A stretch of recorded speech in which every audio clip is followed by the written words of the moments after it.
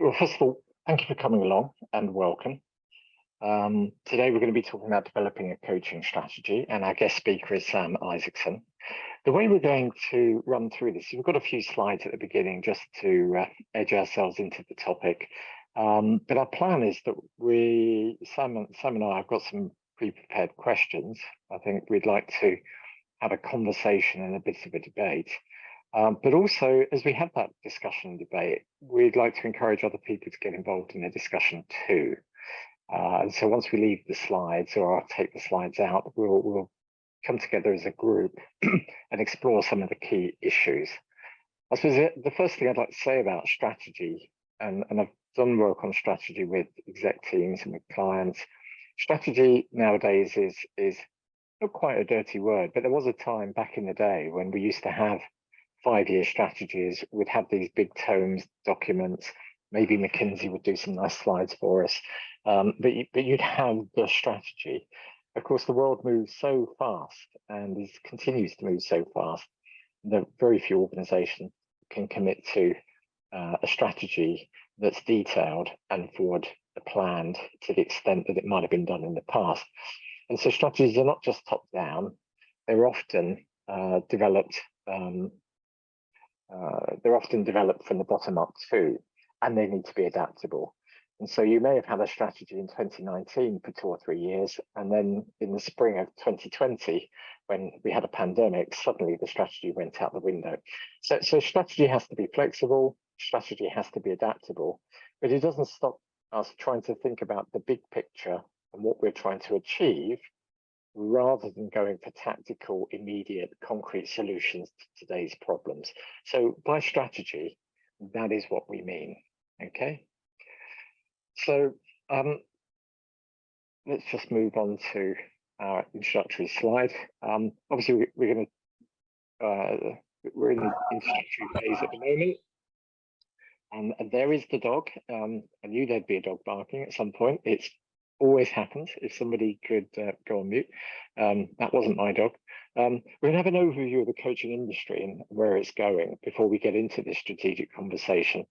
And then Sam's going to talk about developing the coaching strategy. And then we're going to have this group discussion. That's the plan. I'm going to have to just say a few words about Leadenhall. I mean, obviously a number of the people on here are already clients and you know us pretty well, but since we're organising this, we get a chance to do a quick advertorial. And so, we've been around 12 years. We have a number of specialisms in respect of coaching. We're a practice of something like 70 coaches around the world now, from the US, UK, Europe, Asia, and Australia.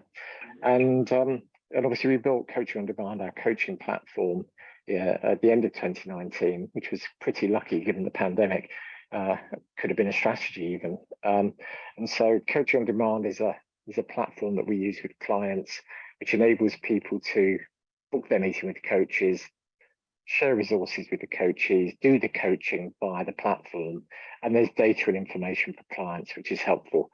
We're not just a platform, but most of our revenue comes from conventional coaching, as well as the platform. So we coach in a traditional model, but we also use platform coaching, and we have a whole range of specialisms. So we're a pretty multifunctional coaching practice.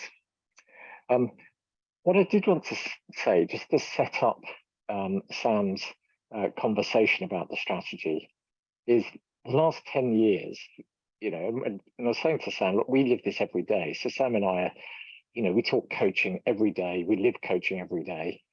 But obviously many of our clients, and whether they be in the HR function or whether they be in the business itself, doing their thing, they don't think about coaching all the time. And, we do. So it's probably worth just saying what we've seen. And, some of the people on this call will know this stuff inside out. Some, it might be helpful to get this big picture, but there's been a massive change in coaching over the last 10 years. The growth in academic research and university provision. We all know about Henley and Ashridge and Oxford Brookes. Some of those practices are, some of those coaching departments are well known. But I looked it up the other day, 27 universities offer coaching courses of various descriptions. Some of them are quite specialist. But that's a significant change, and people are looking at coaching, researching coaching, developing what coaching can be. There's been a huge growth in the number of qualified coaches, and that's in the context of the gig economy. That people freelance on a scale that we haven't seen before. And again, when I think back to my youth and to my younger days in corporate life, for somebody to be an independent or to be gigging for their career, it was quite unusual. But it's now, of course, professionally very common for people to run their small businesses and deliver services. And the number of coaches at the moment is growing. I would like to say almost exponentially. There are lots of different specialisms. So, there was a kind of vanilla coaching package developed in the 90s, which was you do your 6 months, 6 sessions with a coach, often remedial, and that was your coaching offering. That's what coaching was.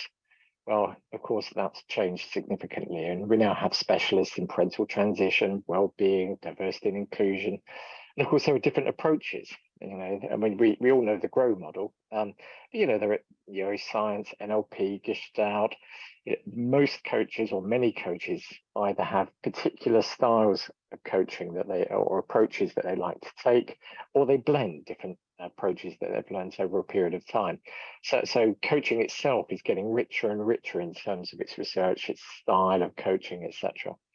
And of course, the application of coaching skills is being done in many different ways. So yes, back in the 90s, it was the individual coach. And then certainly in our early days, we were one of the first firms, I think, to develop a team coaching offering. And, again, team coaching now has taken off significantly. Of course, group coaching, and there has been for some time, internal coaches combined with external coaches. And now we talk about the manager as coach and creating a feedback culture. So coaching as a process is not confined to the individual coach coming into an organization to coach a leader. And of course, the elephant in the room is technological change, and it's moving incredibly fast. Obviously, we've developed our own platform 3 years ago, but now you're looking at coaching apps, you're looking at AI coaching, chatbot coaches. The technology is racing ahead, and those technological changes change how coaching is delivered, but it also changes the economics of coaching and how much it costs and who can get coached. And then this has been huge investment. I wish it had been in my business, but companies like BetterUp have had something like $600 million in investment from private equity firms. That's a huge investment, unheard of in the world of coaching, which used to be really a cottage industry. With some of the consultancies had quite big, coaching teams, and they would have been international, but not on the scale of BetterUp or, dare I say it, Coach Hub, who I think have had over 280 million invested in them. This is a transformation in the industry. And then, of course, along came the pandemic, and society and the workplace has changed, not quite beyond recognition, but it's significantly different.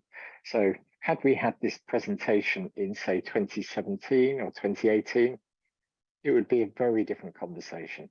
So the industry is changing significantly. And so the question then is, if you're a firm looking at coaching, how do you develop a strategy, and how do you best use what's going on right now to the best advantage of the organization?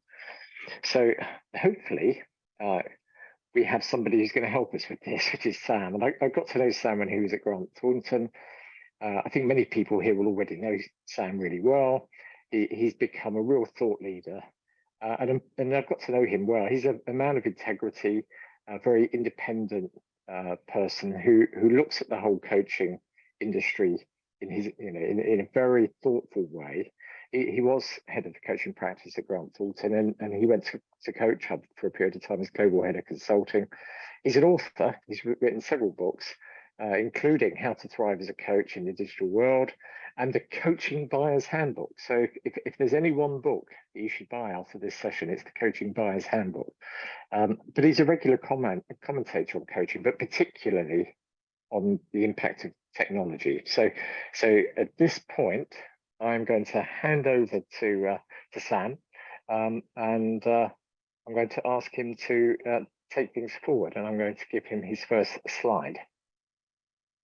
Lovely. I mean, I'm obviously it's really nice you introduced me in that way, Chris. Thanks very much. I wasn't expecting you to say that. That was very nice, and obviously important enough that I've got 2 slides all about me. So this second one's got some pictures on it as well, just to draw out that I am working with the ICF and the EMCC at the moment, particularly thinking about technology and how the codes of ethics, codes of competencies for coaching should be developing to reflect the fact that we're in a world that is changing a lot. And as a result of technology, I have started an online community called the Coach Tech Collective. And actually, we have our monthly meeting starting at 5 p.m. today. So I'm going to have to be super prompt. So, which is unlike me, actually. I tend to get distracted to run down rabbit holes and all sorts of things. I'll just add one extra thing, which Chris didn't mention and thought was relevant in terms of the development of coaching over the last 10 years. One role I particularly played that was pure chance that I ended up in that position is that I am the chair of the Coaching Professional Apprenticeship Trailblazer Group. And in terms of employers of coaches in England in particular, that has, I think it's become the biggest coaching qualification in England. And so it's exciting to be a part of that and shaping coaching strategy and culture. Go to the next slide. Thank you. So this is an image which I've used a couple of times and is actually being included in the new revision of the SAGE Complete Handbook of Coaching, which is coming out at some point. I wrote the chapter last year and it seems to take forever for it to come out. So by the time it comes out, everything I said about technology there will be out of date. But what this is, it's my vision, a framework for how coaching can happen in organizations, and if we don't think about it consciously, is what happens unconsciously, probably in a way that we wouldn't choose to do it in that way. And what this means in practice is that in most organizations, we start at the bottom of this circle, this wheel that's going around in a continuous improvement cycle. We start by thinking about coaching implementation. In most organizations, the way that coaching gets introduced is that there is an individual who likes the idea of coaching because they've experienced it before. So they've joined the organization and they identify somebody in their team that they think would benefit from coaching for whatever reason. And so they go, I used to work with a coach, I'll bring that coach in and I expect that they'll be just as helpful here with you.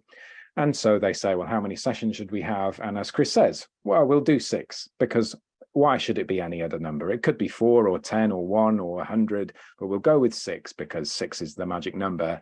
And then off we go. And everything that we do to do with coaching looks something like that.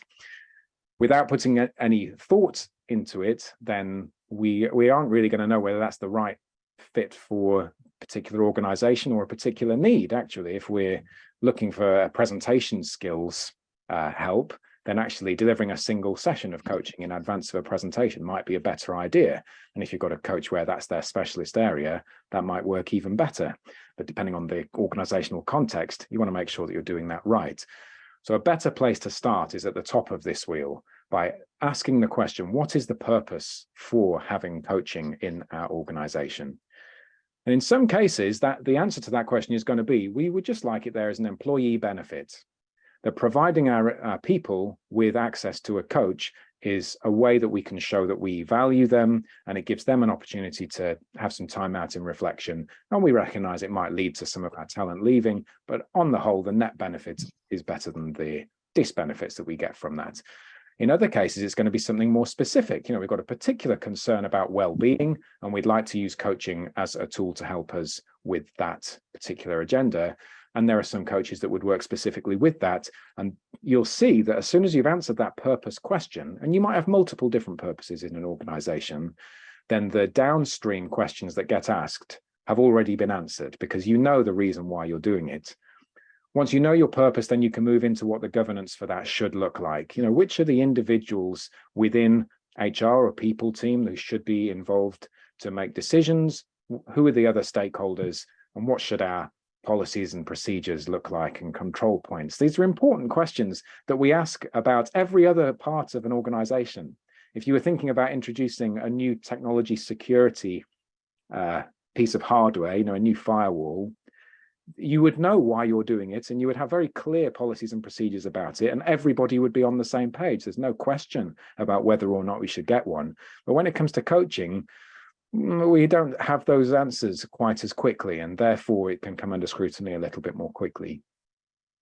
Once we've answered the question about what the governance structure should look like, then we can answer the question around who are the coaches that should be involved. Maybe they should be internal or external. Maybe they need a certain specialism.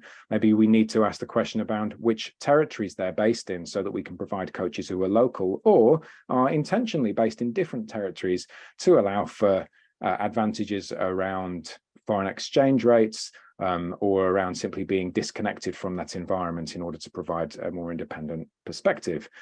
And the nature of the coaching implementation answers itself as well: the length of the engagement, how long each individual coaching session should last, and so on.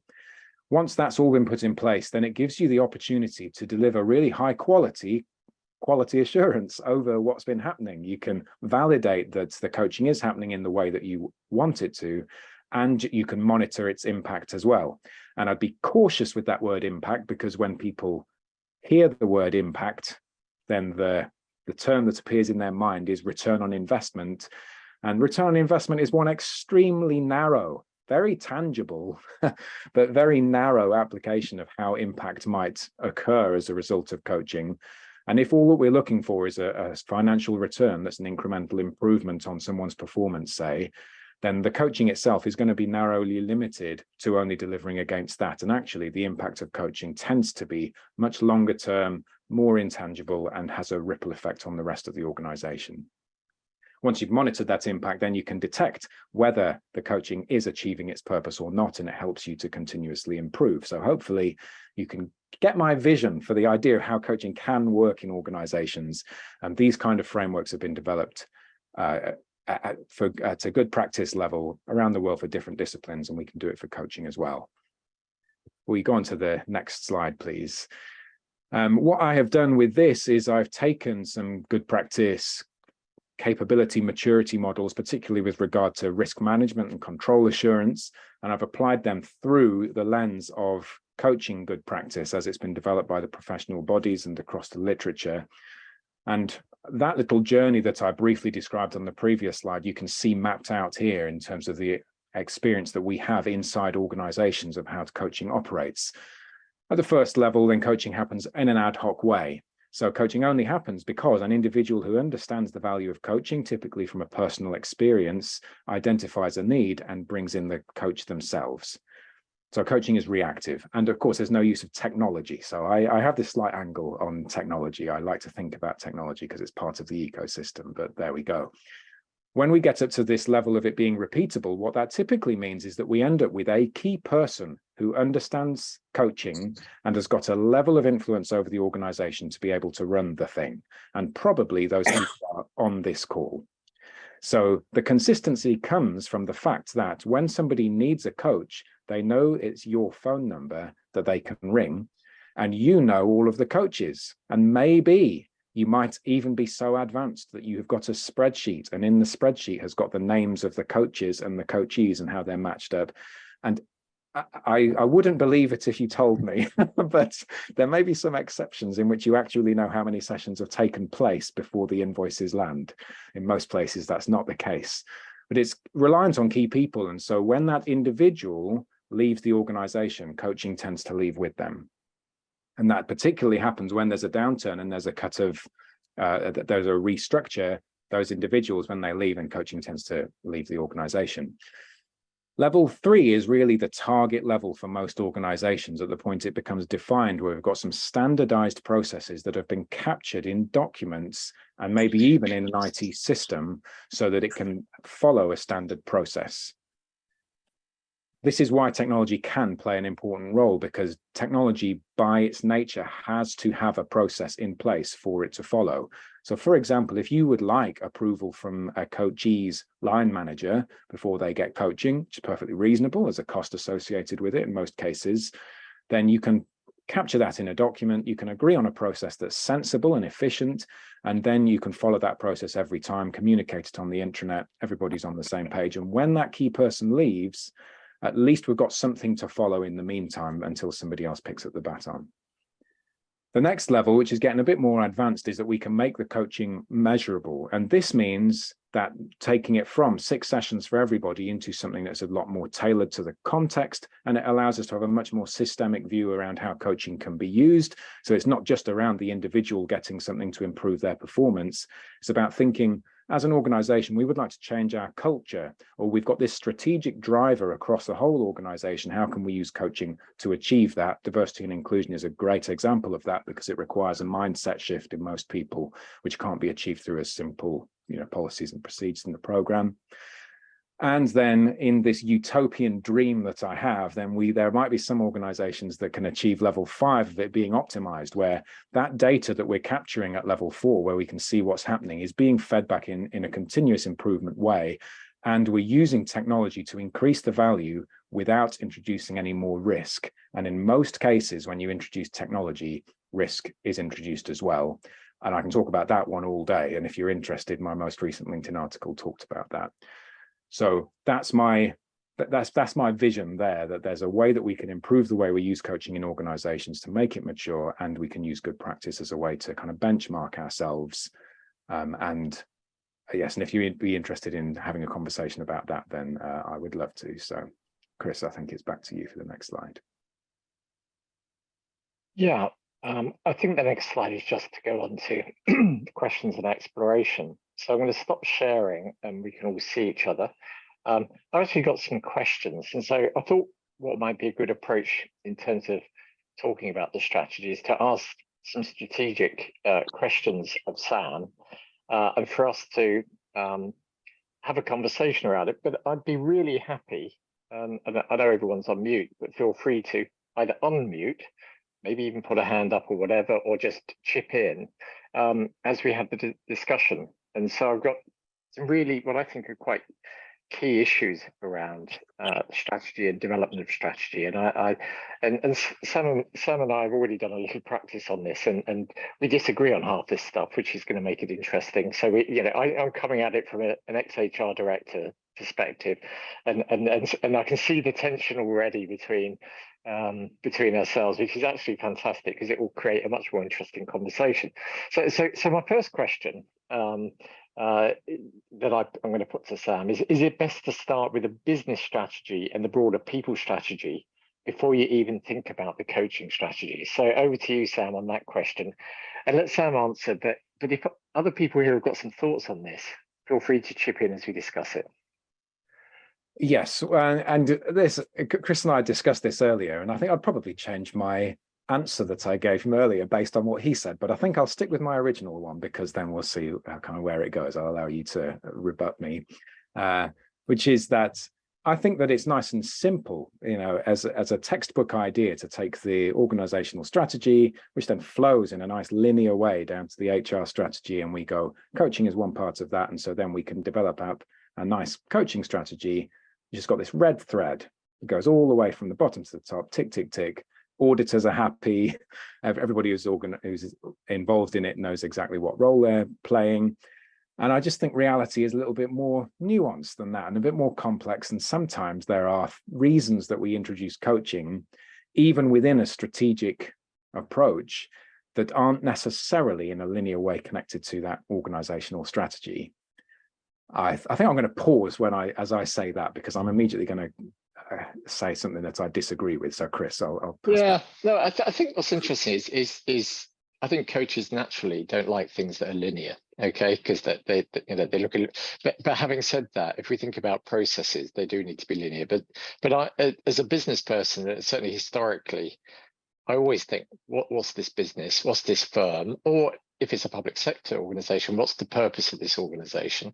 Or if it's a third sector charity, an organization, why are we here? What are we doing? And how might the people strategy support the strategy of this organization? Now, that is a bit top down, it is a bit linear, and it's certainly a simplification of reality to think that somehow you can easily do this. But I don't think coaching happens in a vacuum. And certainly one of my biases, we all have biases. One of my biases is even though I'm a coach, and even though coaching is our business, coaching isn't the solution to everything. And you know, I'm a little bit cynical, and when I look at some of the models of coaching, it's like, well, just have it all. You know, let's just have all the coaching, and the world will be a better place.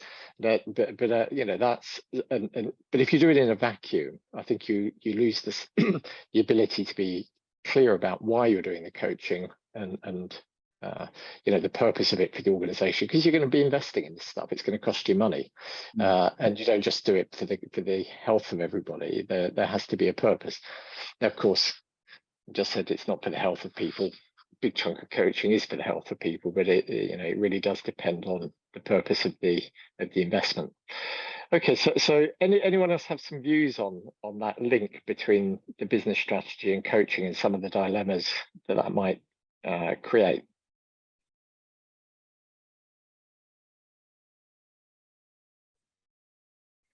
I think Margaret, yeah, I was going to say, I think if you can align it to the business strategy and the supporting people strategy, the sell is much easier in terms of showing those links. However, I also agree with, you know, some of Sam's thinking and some of what you're saying there, that for many people, as long as enough people in senior roles agree that it's a good thing to do and would encourage it regardless of that strategy, then you've got an in. But in some organizations, there's got to be some work to convince the senior people that this investment is worthwhile. And so, as many HR directors are encouraged to do, making that link to the strategy is possibly your best way in. But yeah, it isn't always that straight line, is it? Yeah, and also what we do as coaches is not a linear process. It's a human process, which is why the ROI remains absolutely the holy grail of coaching, because I haven't seen anyone answer that question properly yet, even though we've all tried. Here's another question. I asked this cheekily to Sam. Is it possible that coaching is not the right solution for some companies? Yeah, so I think philosophically, I think that coaching is a really great thing, and I struggle to imagine a leader who is capable of operating without ever needing a coach at any point. And I think that's regardless of what context they're in, regardless of which industry they're in.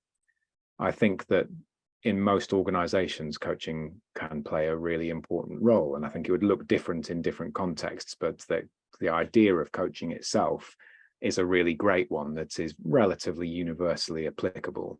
So I think I would stick to my guns and just say, yeah, coaching can fit everywhere. Let's go. And part of the conversation I had with Sam earlier was, I used to work for a waste management business, and we had lorry drivers, we had people working on incinerators, we had treatment works, we had landfill operatives. And whilst I could imagine the coaching had a role to play, and it didn't in those days, but you know, would have had a role to play for leaders and managers in an organization. You know, there might be whole chunks of the organization where it might not apply. But Sam, you were pushing back on that one.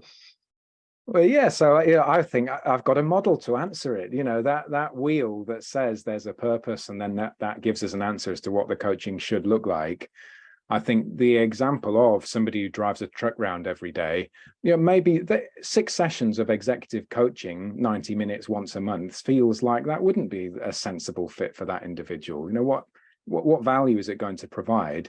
However, if they're driving around the same route day after day after day, and then after several years of doing the same thing, start to have these deep questions about themselves, this is just not my calling. You know, I'm just not feeling very satisfied in my job, and I'm not sure where the fulfillment should come from. That's a reasonable thing for them to think. And maybe for that individual, a 20-30 minute conversation where they're allowed to just explore where they are and what the reason why they show up to work, which for them might be simply to provide for their family so they can have time, you know, enjoy their time at home and some hobbies. Then actually they might get to a point in a short period of time with some targeted coaching to think, yeah, actually, it's all right. I can get back to work, and now I'm feeling a bit more fulfilled because I've changed the way that I've thought. And I think once somebody has got responsibility for making more strategic decisions and has got people manager responsibility, then that time out to reflect on how they're interacting with their colleagues and playing that leadership role becomes increasingly important.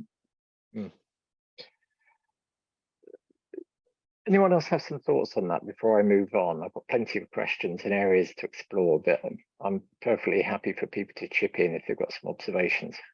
Just one comment for me there, as you're talking, I can almost imagine, Sam, as you were talking there about at any level, this could and maybe should be accessible, albeit that it has to fit within a cost structure and the business's strategy, perhaps. But I can almost imagine this complementing or maybe even replacing at some point the EAP that we've come to know. Now, obviously, the employee assistance programs are much more around counselling, and that's not coaching. It's a very different thing.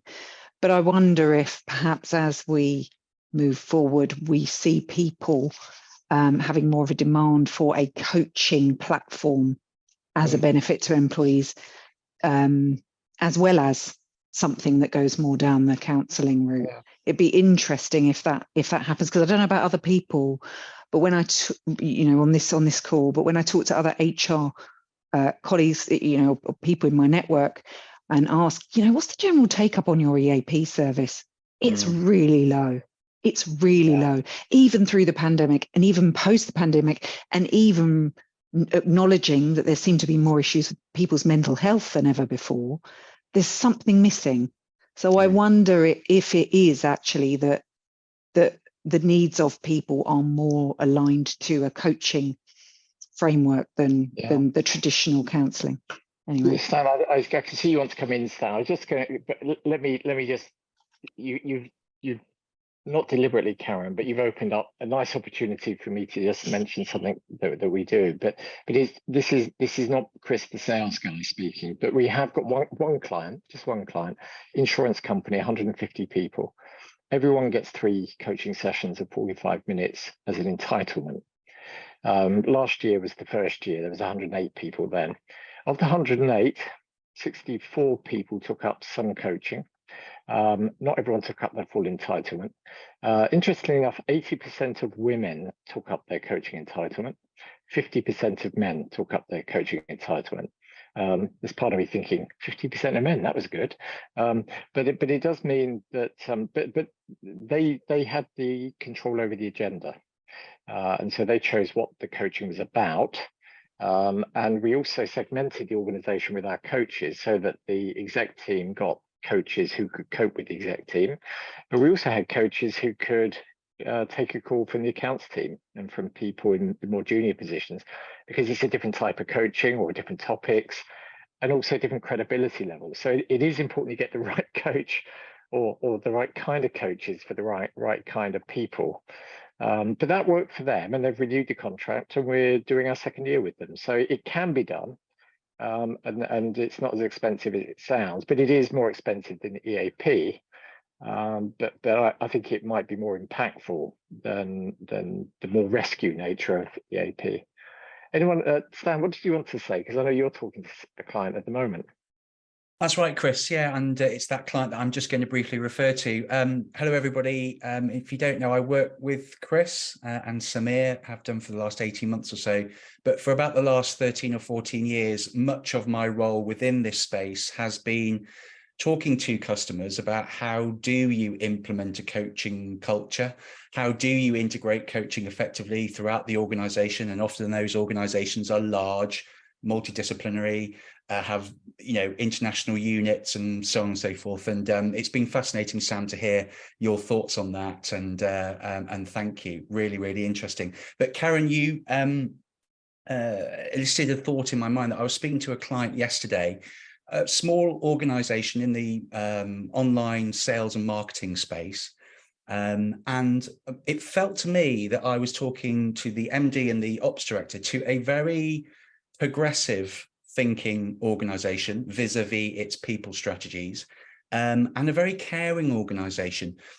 Very quickly, the story they told me was that they were soon to be deploying an app throughout all of the business, which is available to its staff, in regard to coping with financial crisis. How do they manage themselves financially? This, by the way, this organization had a great number of employees under the age of 26, so quite a young workforce. And thinking back to me at that age, I'd have probably ignored that advice, but goodness me, it would have been so helpful to have that advice available. They're also making counselling available to their staff through a local charity. They started that initiative back in the COVID years, which already feel like a long time ago, but also quite close. But the reason I was talking to them is because they were also offering a voluntary growth orientated, to quote them, voluntary growth orientated coaching service that they wanted to offer to their people. And in many ways, Karen, just playing into what you were saying, it felt like that was in some way saying to people, look, if you've got some financial issues, we've got some support for you and it's there. If you've got some deeper psychological issues, perhaps, or issues that maybe counselling can help, we've got you there and you can help. And also, if you're motivated enough, or if you're in a position to want to learn more about yourself, personal growth within the organisation, we've got some support for you there. Now, we're providing a proposal for them. We've not got that work going just yet, but obviously we're here to help them with that. Fantastic organisation, I thought. I've got a lot of love for them, whether or not they do decide to work with us or not. Anyway, I thought I'd just share that. Yeah. Can we go to Katarzyna, who, first of all, has put an interesting point in the chat, but what point would you like to make at this point, Katarzyna? Thank you so much. One of them is the risk of overestimating our profession, I think, and I have many, so this is why I ask you to give maybe a perspective for that. And I'm in Germany, so I'm Polish, but living in Germany, and maybe we have a little bit different culture of coaching pools yet. Yep. So there are like many organizations, and I'm in many different pools for years. Also, Coach Hub is familiar to me. And I observe it's another way around, especially in the executive level. It is a kind of, this is the problem we have, Katarzyna. How can you help us? What do you deliver today? It is mediation, it is coaching, it is a participation, dynamic facilitation, whatever. So I was wondering, what do we address? Is it the offer? And probably we need like a couple of different offers and proposals, like the climate coaching, for example, where companies think about how to get to be a part of solution. Or are we asked for the solution? And then we need to think carefully about who and how do I need to work for the client? It is a team mediation, whatever it is. So I think we need to be mindful. Coaching is just one of many different approaches.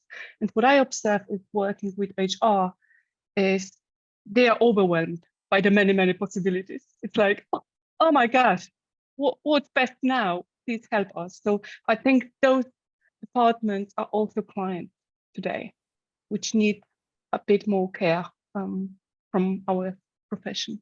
So those are my points. Thank you, Katarzyna. And I'm going to leave it at that point, and I'm going to revert back to Sam. And I think we're going to cover some of the issues you just raised, but I do think it is about the various different ways in which coaching can be used and different solutions. You talked about climate coaching. We don't offer climate coaching, but I can see that that's going to be a growing area, and it's all part of the ESG movement. So here's a quick and easy question, Sam, and then I'll then get on into one of your areas of specialism. But how important is it the CEO is supportive of coaching? Well, yeah, this is a little hobby horse that I can get on every so often, which is that I think it is absolutely mandatory that the CEO is on board with it and is a public supporter of coaching.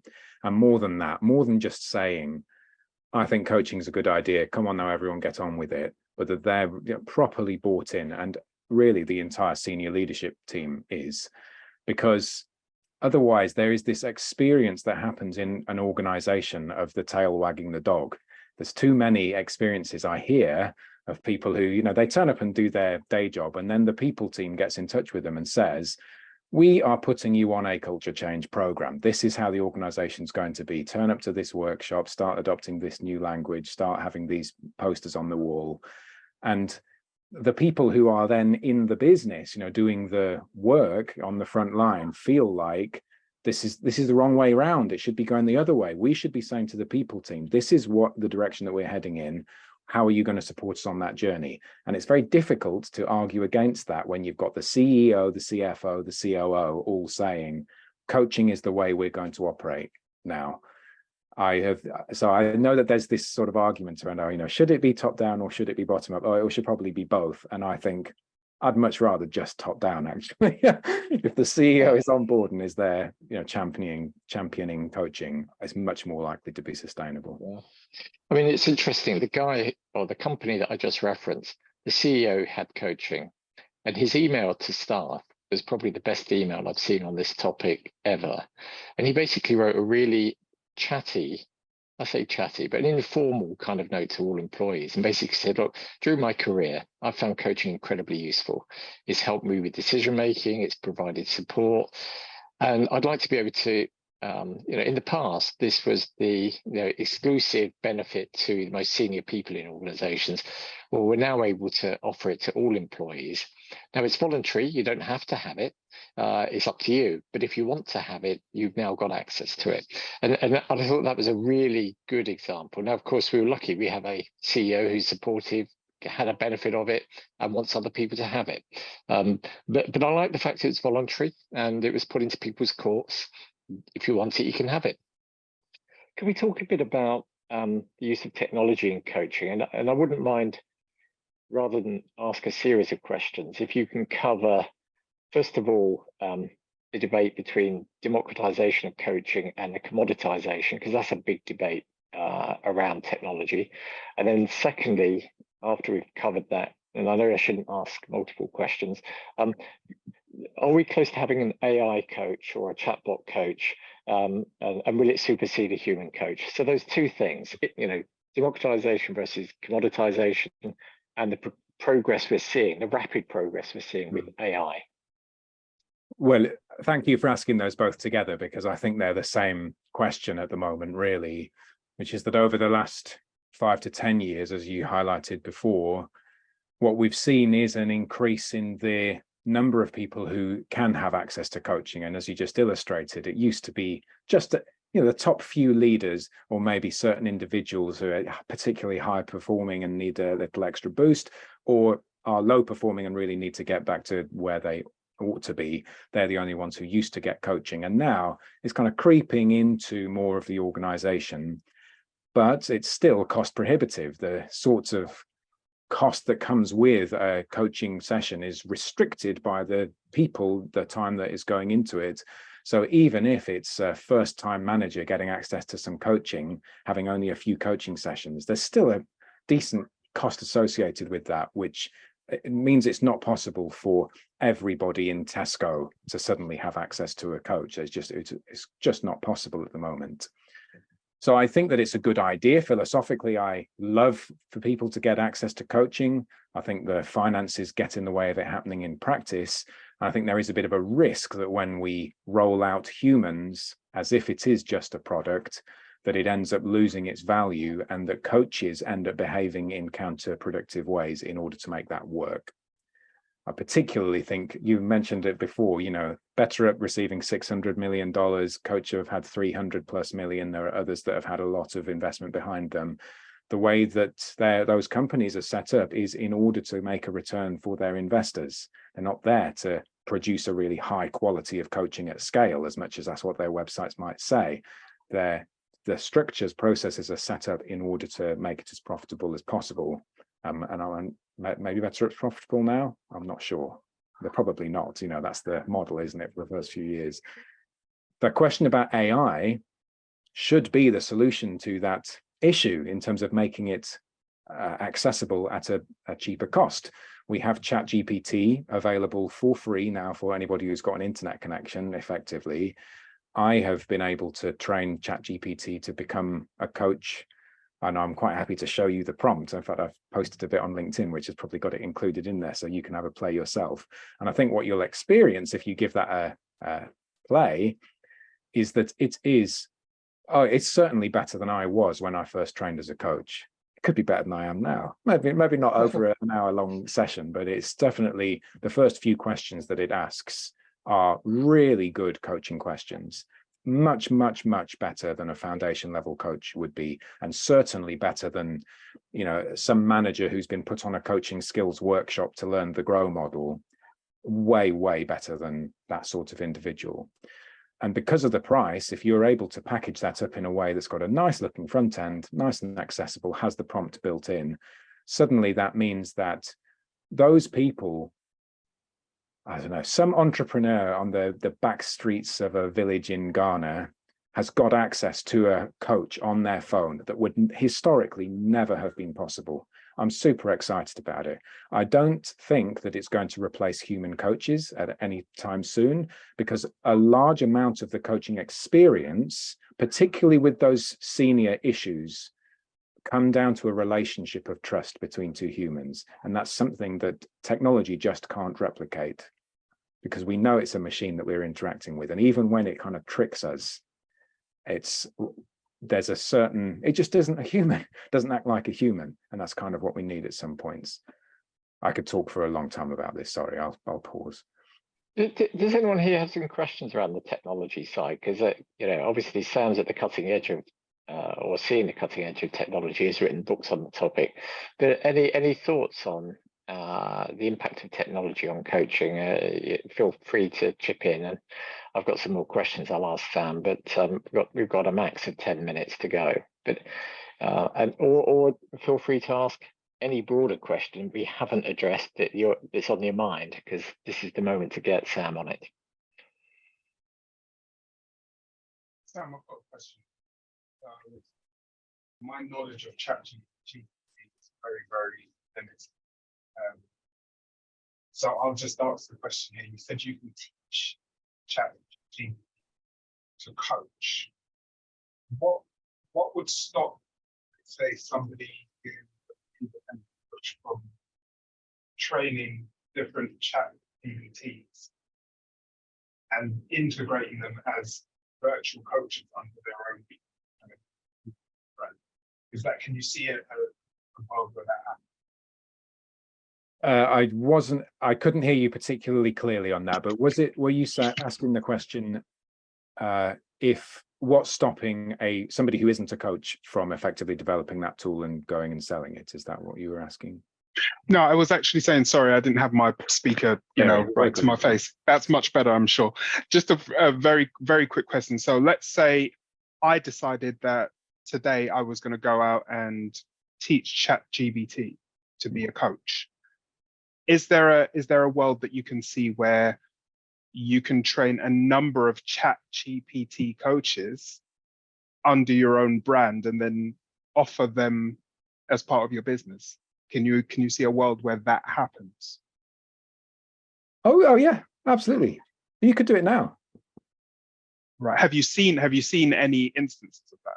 I've only really seen it being used by coaches as a marketing tool. Right. So I've seen some coaches, well, it's not a lot. Like, coaches are not the most technologically savvy of people as a general rule. I've seen one coach who has built a ChatGPT powered chat tool into the front page of their website that says, what would you like to think about today? How do you think we could work together? And so it helps you to then make a sale. It's not the most elegant application of it. And I tried to break it. So the first thing I said was, I'm not interested in buying coaching. I'd like you to help me design a board game. And it just went, yeah, okay, let's do that instead. So it's not very clever. Sam, having Coach Hub got an AI coach, I can't remember her name, but it's got an avatar and all the rest of it. So we're at the stage where some of the firms are producing avatars, which behind the scenes, whether it's ChatGPT or a different AI algorithmic based piece of technology behind it. But we're at that stage now, aren't we? Sort of. What could I say that would be tactful about this? Anybody on this call, if you went onto ChatGPT and asked it to help you to design exactly that, it would probably take you as long as half a day, because you're not as informed about it. If you were an advanced user, then you'd be able to do it in 20 minutes. It takes no time at all, and they're not selling that commercially. It's very interesting that you refer to the thing as her. Well, the avatar was female on the Coach Hub page. Yes. Yeah, I think yes, we should be careful about anthropomorphizing these machines, because as soon as we Evoach, Margaret, thank you for mentioning Evoach. Yes, they are they're very professional in the way they approach it, Evoach. They have got some quite well advanced models. They're doing a lot of research into the area. Yeah, if you're looking for something that is strictly sticking to coaching principles, I think they're good ones.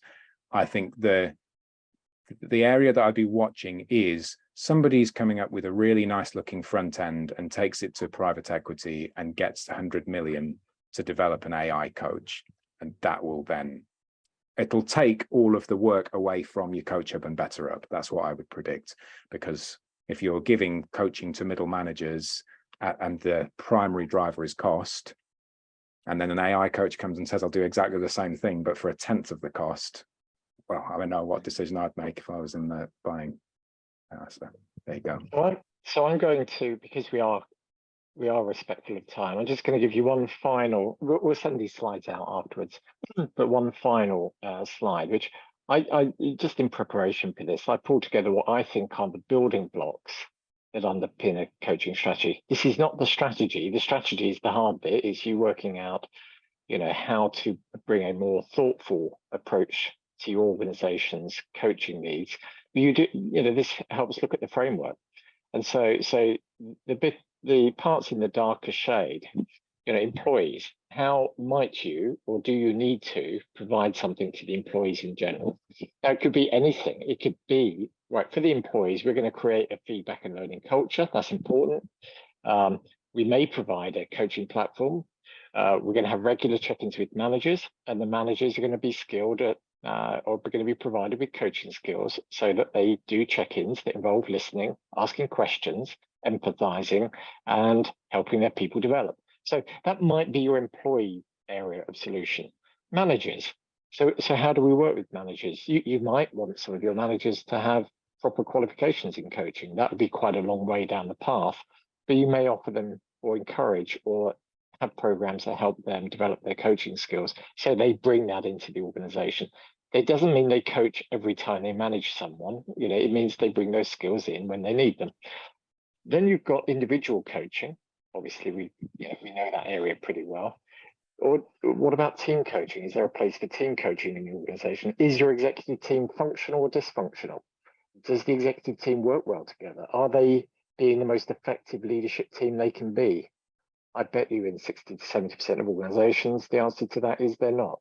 And I'm probably being generous. So if you do want to do team coaching, that's a good place to start.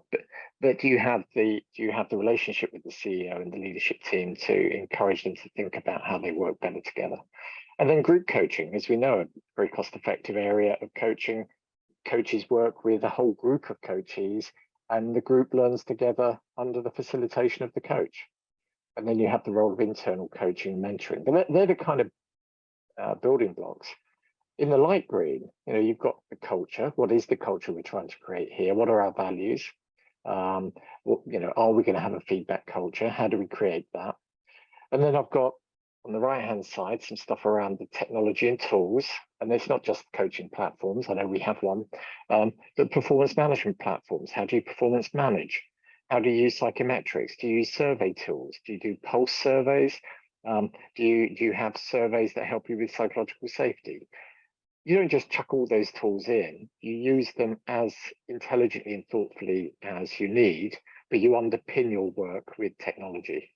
And you do have measures of effectiveness, the scary ROI one, but other sources of feedback on the coaching, the reviews, progress, and measure things like attrition, and staff survey data and manager feedbacks and 360s. And then how does it link with the other elements of the people strategy?